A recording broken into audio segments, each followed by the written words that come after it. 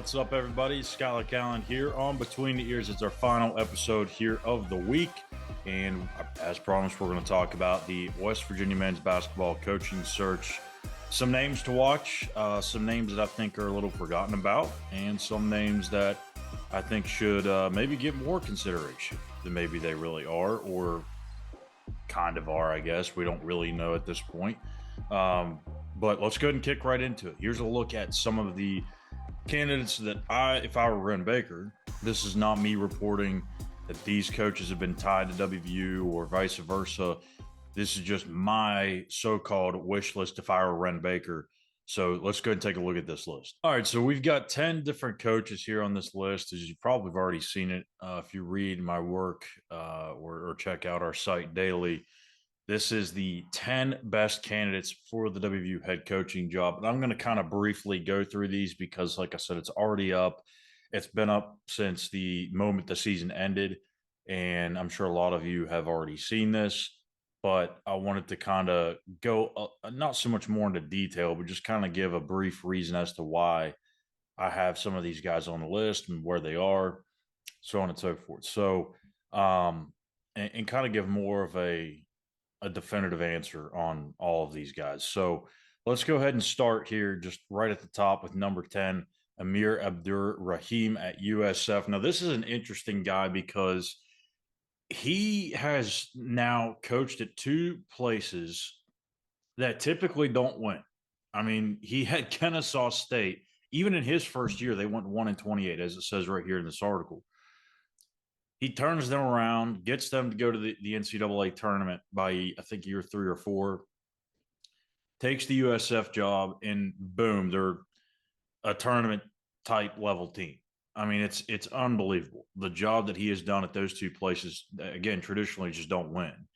So I don't know that if he's going to garner the interest of Ren Baker or maybe even the other potential job openings out there, but he's going to be a big time up and coming head coach at the high major level. So at some point, I think you're going to see Amir Abdur-Rahim coaching at a big time program. I just don't know if it's going to be this offseason is when he's going to make that jump or not, but I would expect it's probably a couple more years away.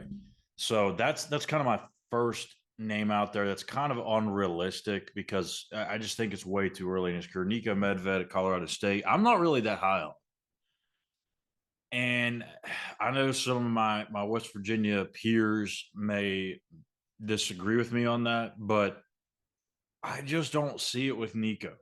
And one of the reasons he's on this list, in large part it's a big reason, is because he's been tied to West Virginia for so damn long now that you have to include him. And I would think that of the, as again, Raheem is like the far-fetched guy that's maybe a little bit ahead.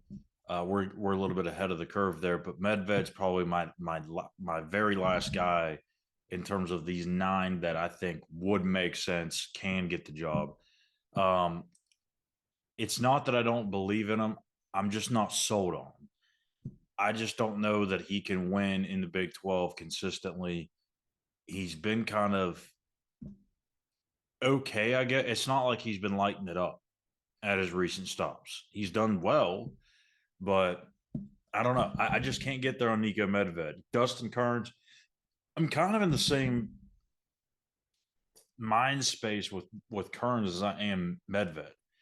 And with Kearns, it's a little bit more that there's not enough proven track record. I want to see more before I would be willing to commit to Kearns, because this is really the first year that he's had a season where they just dominated and really came out and played like a tournament level team, just whether or not they win their conference championship or not.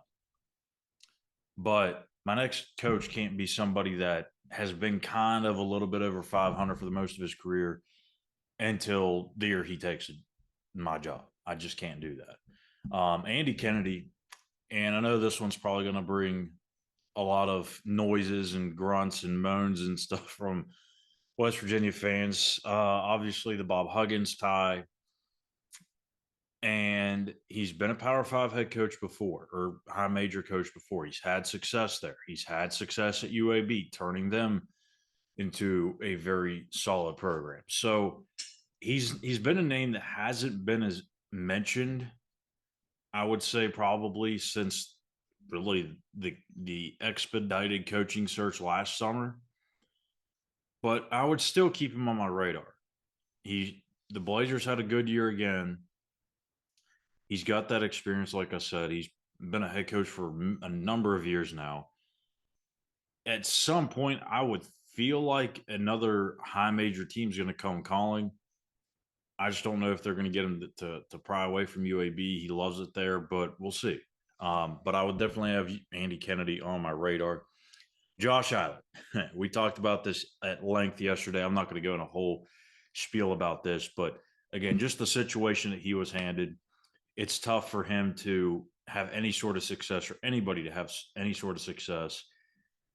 If you give him a fair shot, I think you probably get better results, but that's kind of a tough thing to do. Um, you're committing multiple years when you're hiring your next head coach. You can't just give it a 1 year deal. So I don't know. I think Josh, even though the reason I have him high on this list is really just because if we're just talking about potential, I still think Josh is above Andy Kennedy, above Nico Medved. I really do because he's been here. He's been here a decade and a half, more than a decade and a half. He knows what it takes to win here. He understands what works, what doesn't work better than any of these other guys on the list. And that's including the ones in front of him. But this is as high as I could go with Josh. So I would say 6 for Josh, but that's just my thoughts on that. Steve Forbes, another name that probably hasn't come up as much since that search last summer, but I would still keep him on my list. I mean, he has turned Wake Forest into a really respectable program. He was a hell of a coach at East Tennessee State. And I think he gets the most of what he has to work with. And that's what makes it feel like a perfect fit almost with West Virginia because he's not going to get 4 and 5 star talents. He might get a 4 star every now and then, but for the most part, he's going to have to bank on the development of players. And that's just seems like what Steve Forbes has done really well at both of his head coaching stops. So Wake Forest, I don't think that they're going to be able to pony up the money to keep him if West Virginia offered. So I think it's an easy get if you want to talk about getting into a bidding war or anything like that. I don't think you have to really worry about it. It's just a matter of whether or not you feel like he's a fit. So I love Steve Forbes, maybe not as high up on the list for others, but I like him a lot. Mark Byington. He is the guy that I believe is out in front right now. And I think he's been out in front for a little while, but I'm gaining more confidence in him. I'm a little hesitant. Um, James Madison is a tough place to win. I mean, let's give him credit for that. He's from this region, so if that matters to you, then he checks that box. But I don't know. I like him, but again, not maybe quite as much as some of these other guys on the list. Now, number 3 is going to be very controversial. If you haven't seen this list before, yeah, that's right, Dusty May, Florida Atlantic. And I know on many people's lists or fans' wish list, they probably have him number 1. Let's be honest. I think he's a little overrated. Just a little, not a lot. I think he's a really good coach, but I think he's been given a lot more credit for what he's done than maybe what he deserves.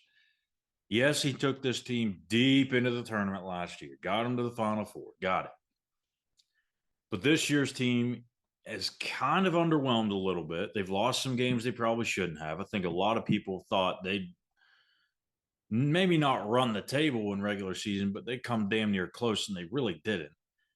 And before the Final Four run last year, they weren't this 20-win team all the time.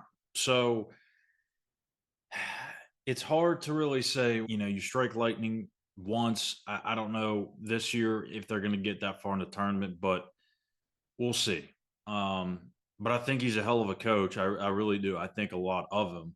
I just think the other two guys on this list should be viewed a little bit higher, and that is Darian DeVry at Drake and Pat Kelsey at Charleston. These two guys, it's really hard. And the reason why I've mentioned them together is because I really think it's 1A, 1B.